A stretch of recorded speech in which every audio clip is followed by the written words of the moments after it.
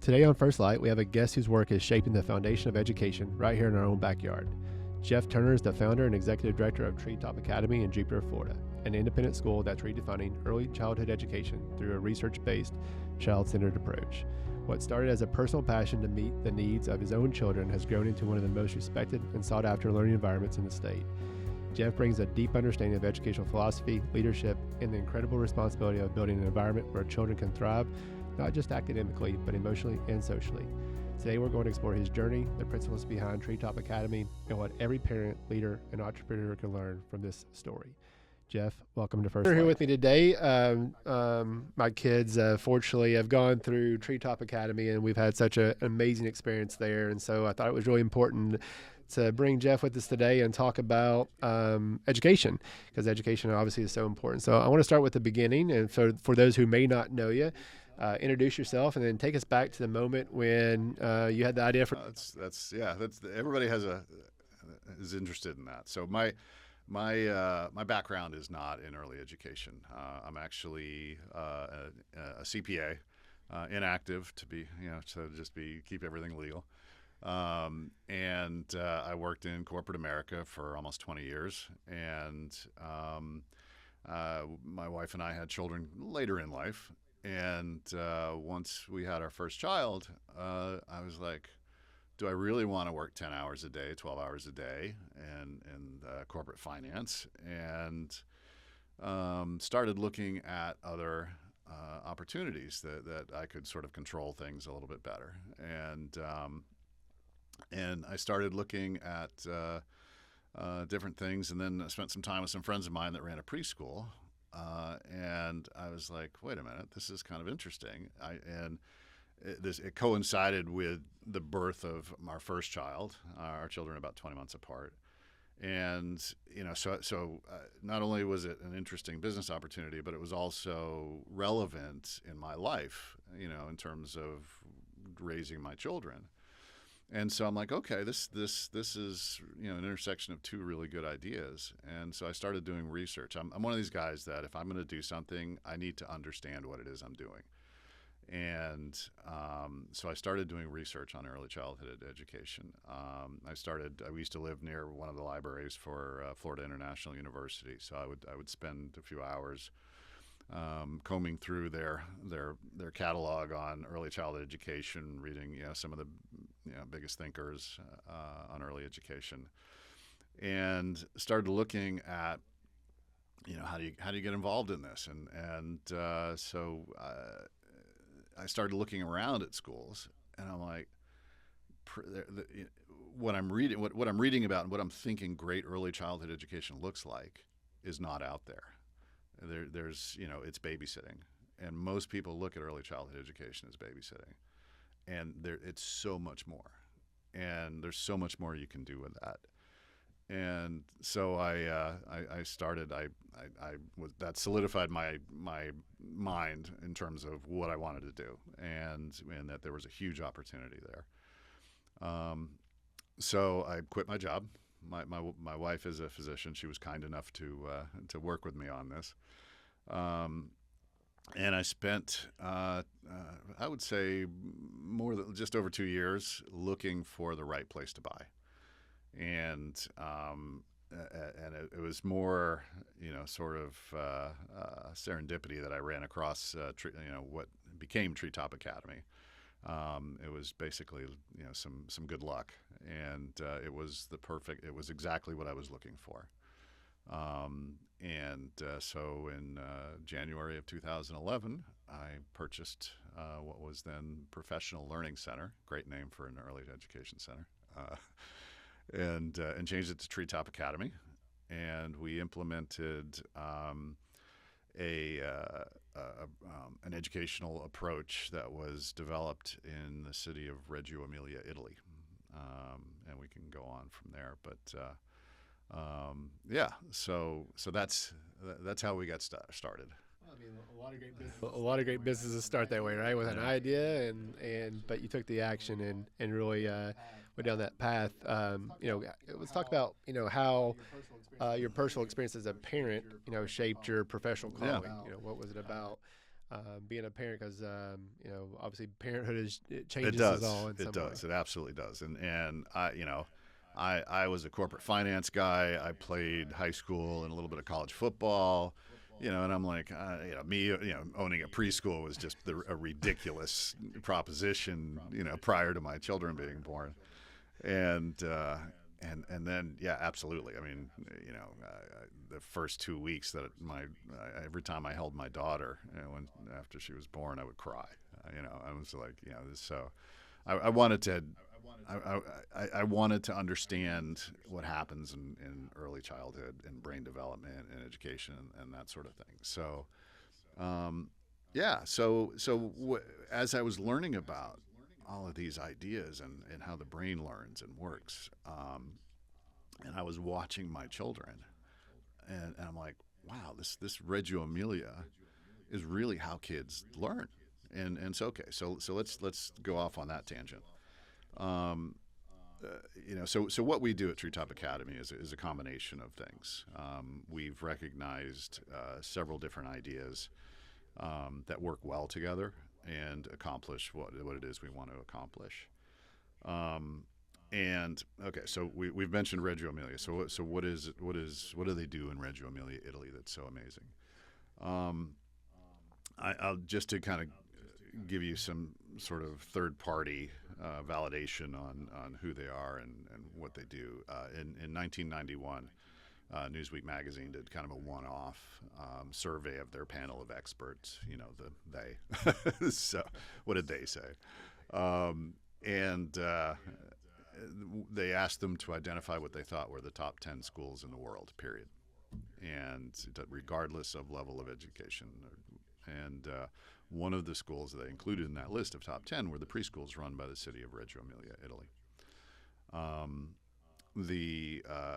We've spent some time learning some of the at the Harvard Graduate School of Education as well, learning some of the tools that they've developed, and we became aware that Harvard's Graduate School of Education actually spends a lot of time in Reggio Emilia studying what they do. So sort of another validation of there's something special going on there. So what is it that they do in Reggio Emilia? So it's a very culturally ingrained approach. So there's not it's not like Montessori where they train you and then you implement exactly what Montessori tells you to do. It's an idea that children are the creators of their own knowledge, and they want to do that. I mean, the children are born with this innate curiosity, and all we have to do is get out of the way. And but there's okay, so you want to get out of the way, but you also want to put all these really cool things in front of them that to really prompt them to explore. And that's kind of what Reggio Emilia does. It's not the traditional approach to education is I'm the teacher, I have knowledge in my head, I impart it to you, and you absorb it. That might work at a high school or college level, but you put a worksheet in front of a 4-year-old and you say, get excited about this, and they're wanting to go play in the mud. And so the worksheet doesn't work so well. But what does work is you let them go play in the mud, and then you ask them to think about the mud. And that's kind of what Reggio Emilia is all about. It's what we call child-centered, meaning the ideas of what happens in the classrooms comes from the ideas of the children. It doesn't come from the teachers. It's project-based. So what happens? So the teacher's responsibility really is to recognize what the children are really interested in, and then let's help them explore those ideas. And that process is building projects around those ideas. And then there's a strong inquiry component. We want to ask lots of open-ended questions. Children ask lots of open-ended questions, and we encourage that. And we don't give them the answers because we don't care if they have the right answer or not at this age. What we're trying to develop is the process of thinking and the love of thinking. And so that's the first thing that we've pulled together is that Reggio Emilia inspired idea. The second thing we do, one thing we learned from the Harvard Graduate School of Education, is a program called Making Thinking Visible. It's a book called Making Thinking Visible. And it is comprised of, it introduces thinking routines, very, very simple thinking routines. They're very simple, but they're very versatile. You can use them with verbal 2-year-olds. You can use them with corporate executives. They're just very simple ways of, I kind of put them into 3 different categories. They're ways of asking students to notice more detail. They're ways of asking students to look at things from different perspectives. And there are ways of questions that ask students to think about things more deeply. And we have found that they fit in really well with Reggio Emilia, and that's what sort of one of the things differentiates us from pure Reggio Emilia school. And then, so lastly, there's sort of a 2-part lastly piece. We've discovered this social emotional learning program that was developed at the University of Central Florida. It's called Conscious Discipline. And it is a program that helps children recognize their emotions. We teach them how to recognize their emotions and gives them tools to handle their emotions. But the most important thing really is that conscious discipline I look at as much a parenting handbook, or as the closest thing to a parenting handbook that there is out there. And when I learned about it, it completely changed how I interact with my children. And the concept there is that we, as parents, if we want our children to behave a certain way, and if they're not listening to what we're saying, I'll give you an example. I mean, it's we tend to get frustrated, right? So there was this, anyway. Let me back up a little bit. So if we want our children to behave a certain way, we have to set the example. So conscious discipline really starts with us as parents and teachers, and then once we have that down, then we can share that with the kids. And back to the example. So when before, and it was really kind of interesting because it was like literally a week before I learned about conscious discipline. My son was in the living room and he was doing, I'm not remember what he was doing, but there was something going on, and I needed him to stop whatever it was he was doing, and we needed to kind of redirect to go do something else, and he wasn't listening to me, so I started yelling at him. Well, as you can imagine, that didn't work too well. Learned about conscious discipline, and for whatever, just luck, this was like a perfect experiment. A week or so after I learned about conscious discipline, almost the identical situation. I was sitting at the dining room table. He was in the living room. He was doing something, and I needed him to clean up, and I started to get really upset. And I was like, wait a minute, I just learned something. I said, let me try this. And so I took a deep breath. I calmed down. I went over. I got down on a knee. I got down eye level with him. And I said, Nolan, I need your help with something. Let's clean this up and let's go over here and do that. And he looks at me and says, okay, Dad. I was like, holy smokes. I'm like, okay, so this stuff works.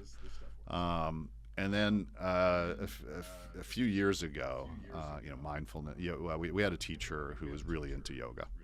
And she wanted to teach yoga to our kids. So we said, yeah, sure, let's try this. And the kids really took to it. And the more we looked at yoga and the mindfulness aspect of yoga, and we compared to what we were learning in conscious discipline, there's a lot of parallels there.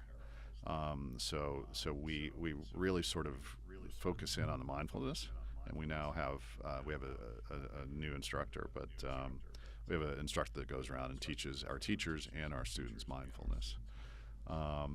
And what we find, we have stories from parents where like the parents will be upset at home, and the kids will tell them, "Mom, take a deep breath and calm down and let's attest to it." And it's just, that's amazing. So so that kind of summarizes, I don't know if summarize, but let's talk about how you kind of combine all Yeah. those approaches into what you guys do at Treetop Academy, because it's cool that you're able to take kind of what works here, what works there, and bring it all into this great place. So how were you able to kind of combine it into this now successful school that you've been running for? So yeah, that's a good question, and a lot of people ask that. You know, so we have. I don't know what's the best way to describe this. At first, you know, you've got, you know, it was Professional Learning Center. It was a very traditional preschool, and we had some really talented teachers, and all of them were like, "Who is this guy from, you know, the business world to come in here and tell us how to teach kids?" And we started, you know, we do a lot of professional development, and we started then. I started taking teachers to Reggio Emilia conferences, to visible thinking conferences, and they were still reluctant. And but I made them do. So where we started actually was with thinking routines, and I made them do a thinking routine every 2 weeks, and they had to document it.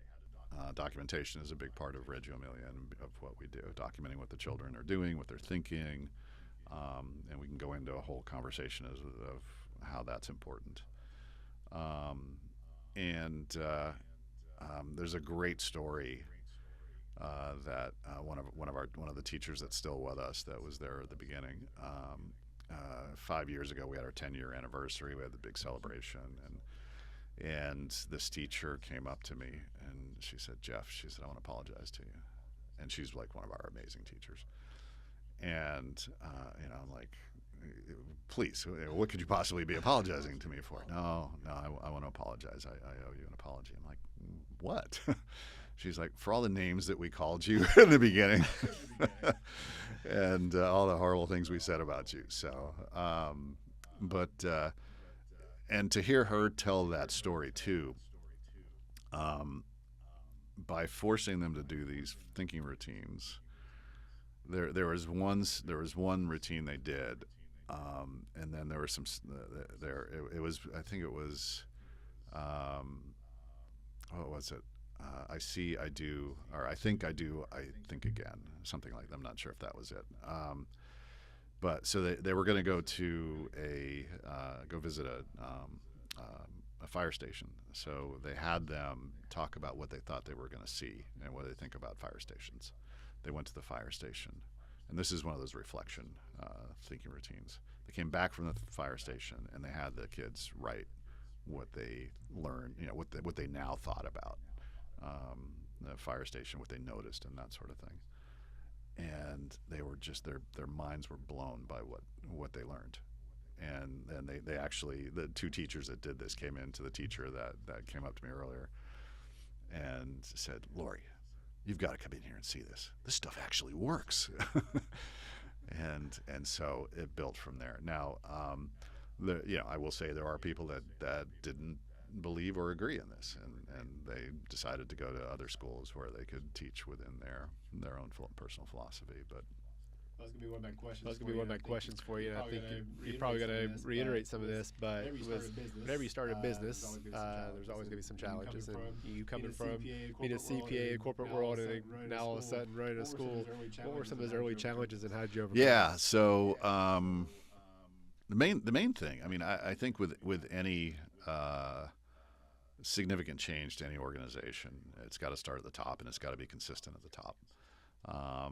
And so the director that was there when I first got the school, you know, she was fine. I was willing to work with her, but this wasn't a way she wanted to teach kids. So she decided that, you know, this wasn't for her. And so we went through. Let's see, we had one other who was on board, but it just didn't work out. And then we had one of our parents, who shares a last name with you. No relation. Was, you know, took an interest in what we were doing, and and she has a doctorate in education, and I was looking for someone to be our head of school because I hadn't found that right person yet, and we kind of danced around each other for a couple of months because I wasn't she was a professor at Lynn University at the time, and I wasn't sure that was something that she really truly wanted to do in terms of a change of career, and but we kind of came to an agreement, and she's been with us for 12 years now, and we're growing, and we're doing. She's been instrumental in pushing me in some directions, and I've been instrumental in pushing her in some directions. So it's a good team. And then we have an amazing support cast. We've been really fortunate to have, our creative director is unbelievable. Our director, the other people on the admin. I mean, we just have a really good admin staff, and that's important. And with any business, school being no different. Building a team and having a strong team around you is really what's important. But let's talk about the growth, because and look, we can talk about COVID too, because it kind of reshaped things in a way. And fortunately for me, COVID happened, which allowed me to get my kid into Treetop, because you guys had a waiting list, and I know you guys are battling a waiting list and a constant demand for your services. So talk about some of those growth challenges and be able to meet the demand of the community to have their kids in your school. Yeah. So I think what in terms of growth, okay. So from a business perspective, we can take a couple of different approaches to this. Coming from a traditional business, I was like, okay, advertising. We got to do advertising. And this is just kind of a funny anecdote. So I set up, the first year I was there, I bought a mailing list of 3,000 names of supposedly families that have children that are preschool age in Jupiter. And we sent out a mailer. We were going to have an open house. I had all of our teachers, dressed really nice, and we were there on a Saturday, and we're waiting for this crowd of people to show up and see how great Treetop Academy is. One person shows up, and this one person was just driving by.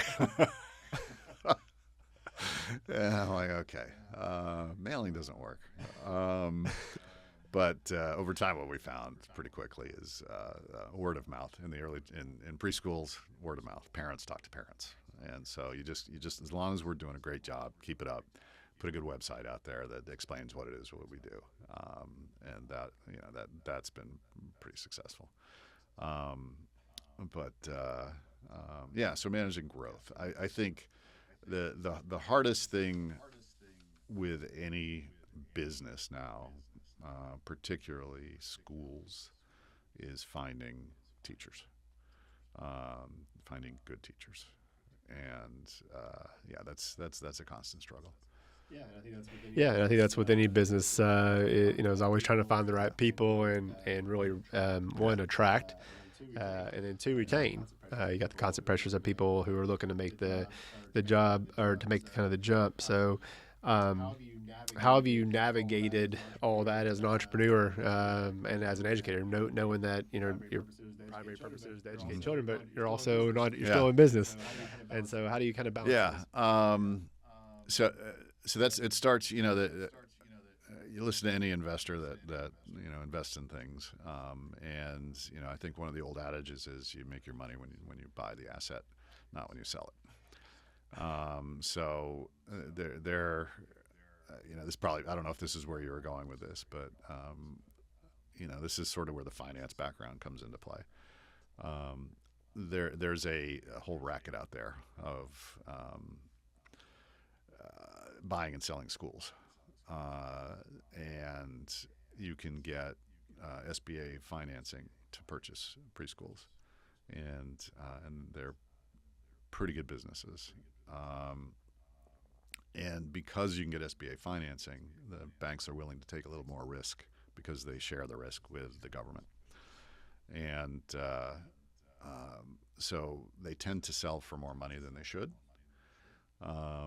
and I wasn't going to overpay for something because I knew I needed room to be able to pay teachers more, to be able to provide them with the supplies that they need to really be effective and to maintain a school at a level where I really wanted it. So I wasn't going to load us down with debt. So on the business side, I got a really good deal on the school that I bought. So that's been helpful. And let's see, what was the other part of your question there? What did I miss? We're just talking about trying to balance those roles of being an entrepreneur and running a business, but also providing this high level of education. Okay, sorry, thanks. So I think the key aspect is getting everybody on the same page. Who's there? I think it's important to, and one of the things that I tell all of our admin, so one of the books that we studied in business school was In Search of Excellence. And it's this 800-page research book that it is case study after case study after case study, and then you just read the last chapter and you get with the books. So just if you ever have to read In Search of Excellence, just read the last chapter. And basically, the best management style is management by walking around. And I think it's important that we are consistent from classroom to classroom. So whenever I ask whenever we do a lot of walking around talking to teachers and observing what's going on in the classrooms. And, if we see a teacher who needs some help in a certain area, it's not as consistent with our philosophy, then we're going to provide them with some support to get them there. So in terms of managing, I hate to say the product, but it is. That's how we manage that. Managing the growth, so it's challenging. I mean, I love what we do. I would love to share it with everybody that wants to be a part of what we do. But unfortunately, we only have 10 classrooms or 15 classrooms, sorry. So we're limited in terms of what, how many people we can take. But a few years ago, people are like, man, I wish you guys went to kindergarten. So I'm like, and this is where our Cassandra, our head of school, is, she always wanted to run an elementary school. And I was reluctant. I'm like, well, our thing is, it's early child, it's preschool. That's what we're really good at. And so she convinced me to open up a kindergarten. And it started out a little slow, but once it got going, people were like, we want to be a part of your kindergarten program. And that's a credit to not only our philosophy, but the teacher that is developed, using our philosophy, developed a curriculum that meets state standards. And also delivers the curriculum the way we want it delivered. And you can probably talk a little bit about your experience with that. And so then, once we got that, then everybody's like, you need to go to first grade. And we're like, oh, geez. So I'm like, okay, is this really something? So I am now on board 100%. And we are going, this year we have a full first grade. We actually doubled our kindergarten to 2 classes. And we have made a commitment to go through 5th grade. That commitment also comes with our plans of expanding the school. We've purchased some land adjacent to where we are, and we're going to add another 10 classrooms over the next 2 or 3 years. And I'm really excited about that, actually. That's going to be, we're as unique as our curriculum is, I wanted the architecture of the new buildings to reflect that. And so that's our goal, and that's where we're working towards. Let's talk about that, because one thing about being an entrepreneur is sometimes knowing your lane. And you were like, hey, we're early elementary. This is it. This is our bread and butter. Now potentially going to 5th grade. So what kind of took you that path? Confidence in our teachers, and confidence in our head of school, and confidence in from what we've been able to what the teacher that created the curriculum, she's the one that's going to be supervising all our curriculum creation going forward, and she's really good at it. And so that gave me the confidence to do that. And I think it's not going to look exactly like what we do in preschool, but it borrows a lot of the elements, because we've got to make sure that a child leaves our school. If they go to another more traditional school, we need to make sure that they meet all the standards that they meet. And so far, our standardized testing, and we do standardized testing just to make sure we're meeting the benchmarks, and we do quite well. Absolutely, I know that we've had a great experience. The talk. One thing there's so much I could talk about with you, but I did want to spend some time because a lot of what I talk about is your mental, emotional, physical, spiritual, and financial well-being, with people. And so one of the biggest things for me was when I transformed myself, it allowed me to be more present with our kids. So one thing I wanted you to talk about is the role of being present with your kids. I know school is at Treetop. There's no electronics. There's no real iPad or computer time. I think now in what we're seeing in public schools is things are really geared around the computer and computer games and computer learning, and you guys don't do that.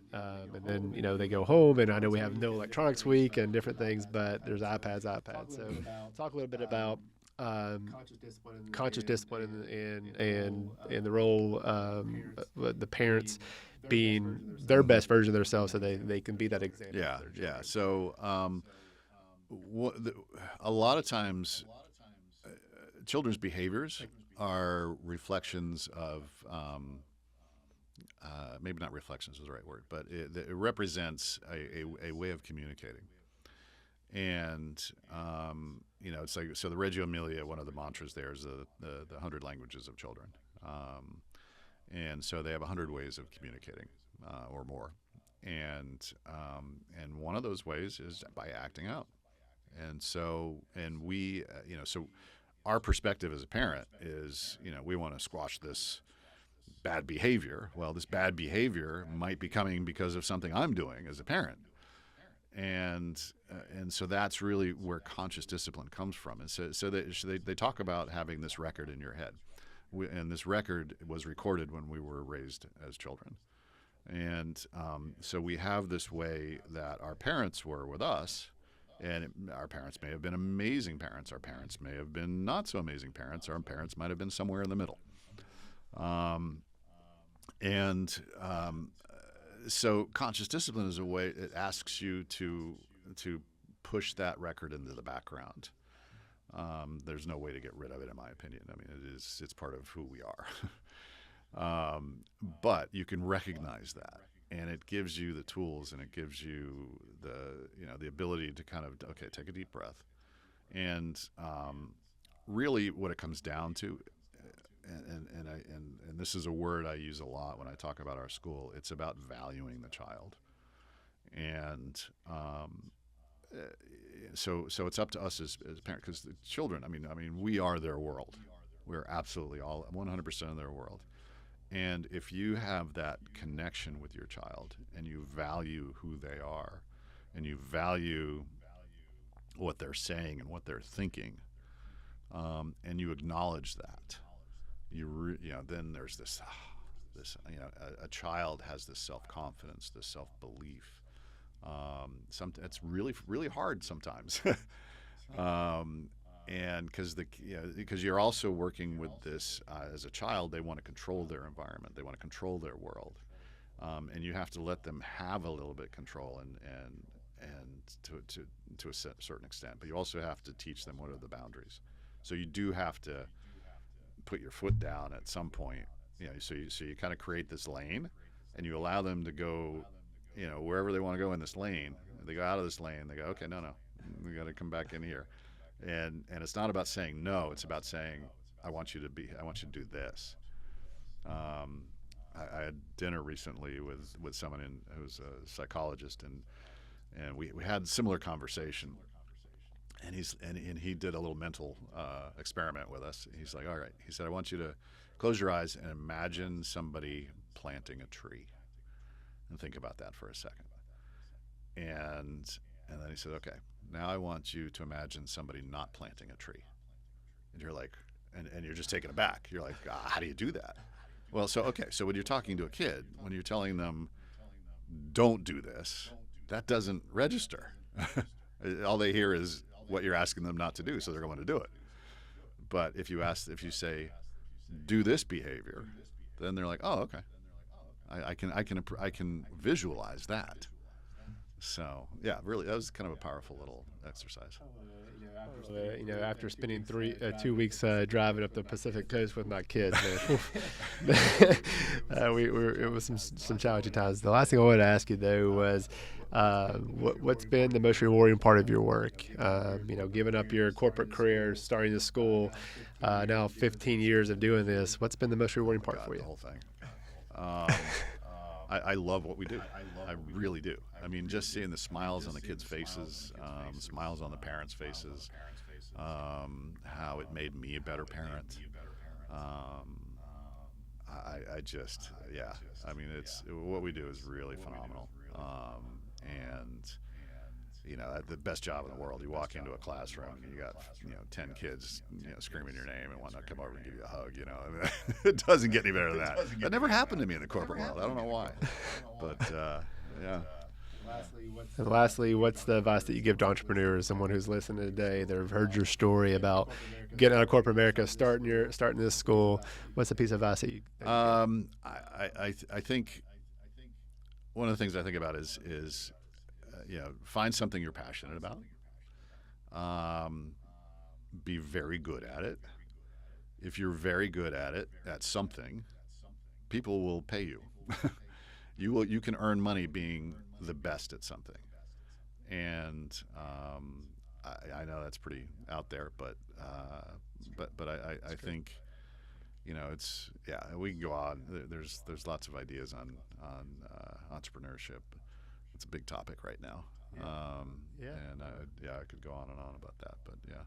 We appreciate you being here. We appreciate you being here. I know that for those listening, Treetop Academy has meant the world to me and my family, to my kids.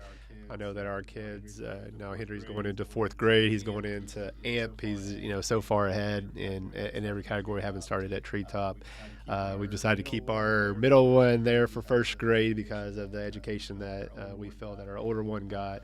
And so it's been an amazing experience for us and for our family. So anyone that's listening, can't give you a better recommendation than Treetop Academy here in Jupiter and what it's done for not only for our kids, but again as a family, because truly you guys do make an investment in the family.